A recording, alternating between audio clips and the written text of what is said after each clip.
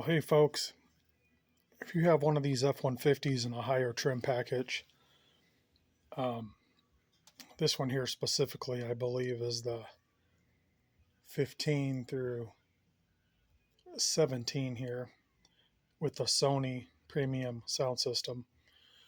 You'll be familiar with this subwoofer that's tucked away behind the rear seat.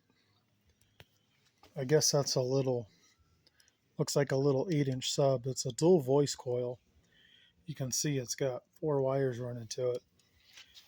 And it's got a decent little enclosure here. I bet this would sound decent if the factory amplifier had more power, but it just doesn't. This is so anemic you can barely even hear it. I mean, it does a little something, but not much. So anyways, I pulled it out.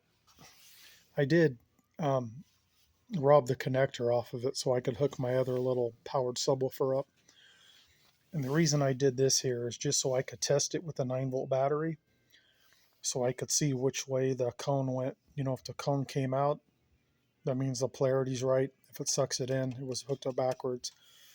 So that's how I figured out the polarity here. And I can tell you, if you have one of these, the first one, white, is positive. White and blue is negative. White and light gray is positive. White and dark gray is negative. So you have 2 channels here. Positive, negative, positive, negative. Positive, negative, one channel. Positive, negative, your other channel.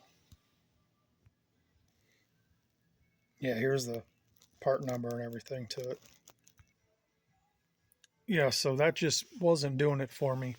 I happen to have this little kicker here, this little 10-inch hideaway kicker speaker that I've had now, I guess, for a couple years or so. Just had it tucked away in the spare bedroom. I picked it up used, and I figured, you know what, let's go ahead and hook this thing up. So I put it in the same place that other subwoofer was in. I mean, it had some, wire harness that came with it. I'll probably tuck that away. I didn't want to cut it real short in case, I pull it out and wanted to use it on something else. But basically, this plug right here is coming off of this factory Sony amp. And I don't know if this Sony amp runs everything in the truck or if it just runs a subwoofer. It's got quite a bit of wiring in here. So I wonder if this might be running everything. I'm not sure. But whatever it is, the portion that drove that subwoofer just wasn't cutting it. It barely even moved. You could see the cone barely moved. So anyways, here's that plug on the end. I just have it tucked away. But there's your plug that plugged on, match that other speaker that I cut off. So I still have the plug on there. And basically, you just take your 2 channels and you run it into the kicker here.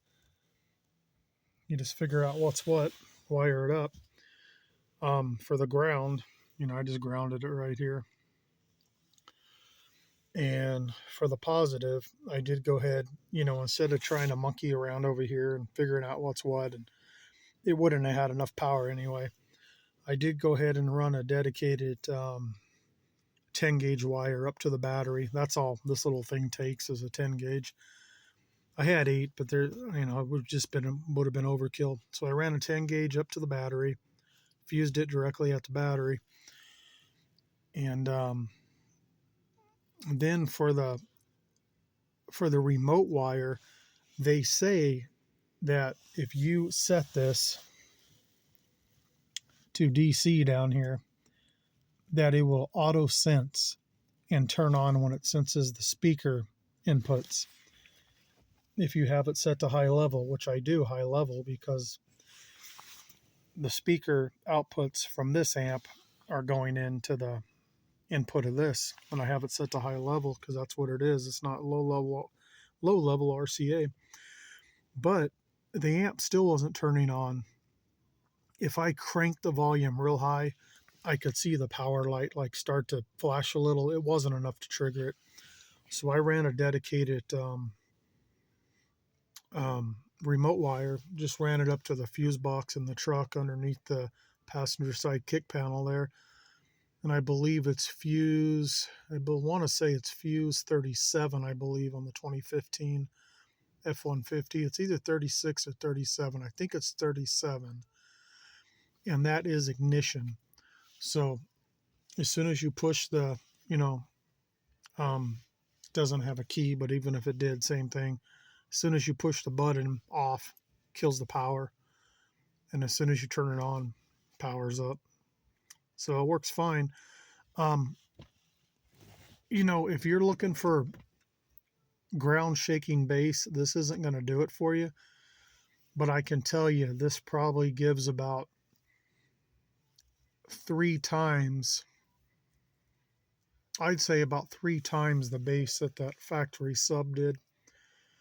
And I really think I could have kept that factory sub in here and just wired in like a little small, you know, probably like a 2 channel 50 watt amp or 100 watt amp or something, and ran it to that factory sub, and I bet it would have sounded great.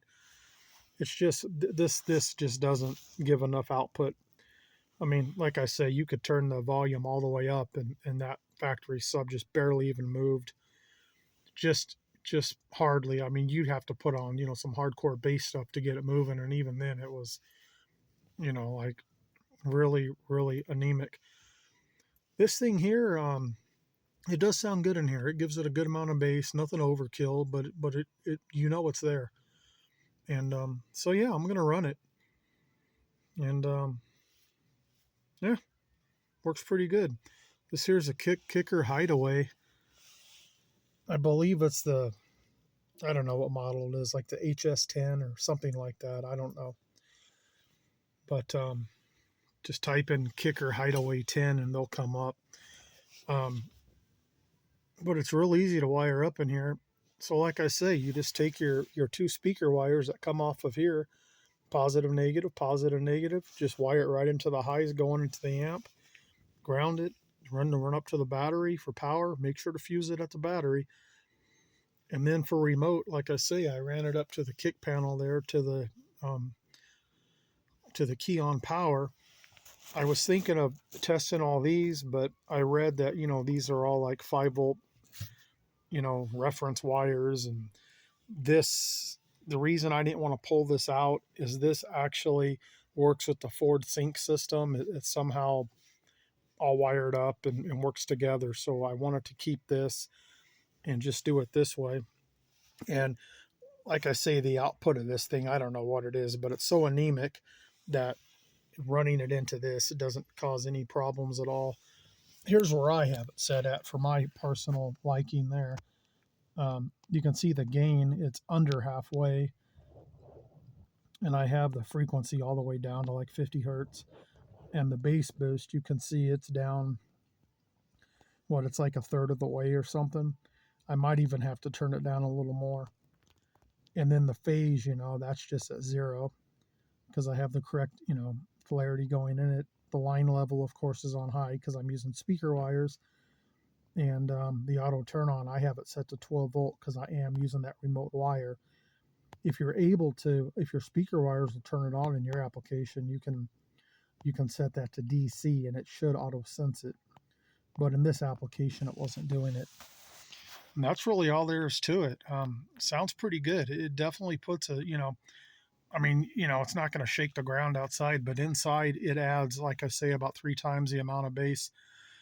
And, at least I can come back here and control it. I can even hook up the remote if I wanted to, and have the bass knob up on the dash, but I'm not going to. But at least this is adjustable, whereas the factory subwoofer, there was no adjustments on the stereo. Of course, no adjustments here because it's factory. So you could only adjust the bass, and the system tried to equal it out, amongst all the I think this thing has 7 speakers in it plus a subwoofer, so it tries to equal it out and everything. This is a much better setup. Anyways, folks, that's how I did it. Thanks for watching. If you need more bass in your F-150, this will do it for you for sure.